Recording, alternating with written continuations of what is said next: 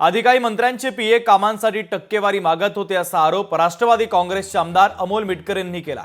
5 कोटींच्या कामांसाठी 5 लाखांची मागणी तत्कालीन मंत्र्यांच्या पीएने आपल्याला केली होती असा खळबळजनक आरोप मिटकर यांनी केलाय। त्यांनी तत्कालीन मंत्री संदीपान भुमरे यांचे नाव न घेता अप्रत्यक्षपणे त्यांच्यावर हे गंभीर आरोप केलेले आहेत।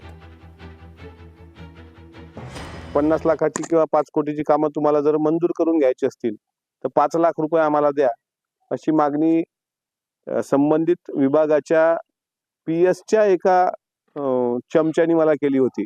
आता असं आहे की परत नाव घेतलं तर त्यामध्ये परत महायुतीत वितुष्ट, पण हा काळ महाविकास आघाडीच्या काळामधला होता। इतके पैसे आम्हाला द्यायला जमत नाहीत, त्यामुळे मी ती कामं काही मंजूर करून घेतली नाहीत। पण याला पारदर्शकता आणण्याकरता आता राज्य कारभारात पारदर्शकता जर नसेल त्यामध्ये सरकार बदनाम होतं। त्यामुळे मी माझा अनुभव कथन केला। माझा कोणावर आरोप असण्याचं कारण नाही, फक्त एक गोष्ट मात्र नक्की आहे की यामुळे सुळसुळाट जो एजंट लोकांचा मंत्रालयात व्हायचा त्याला आता ताळेबंद लागणार, हे मात्र खरं। लोकशाही मराठी ऐका, पहा, जागरूक रहा।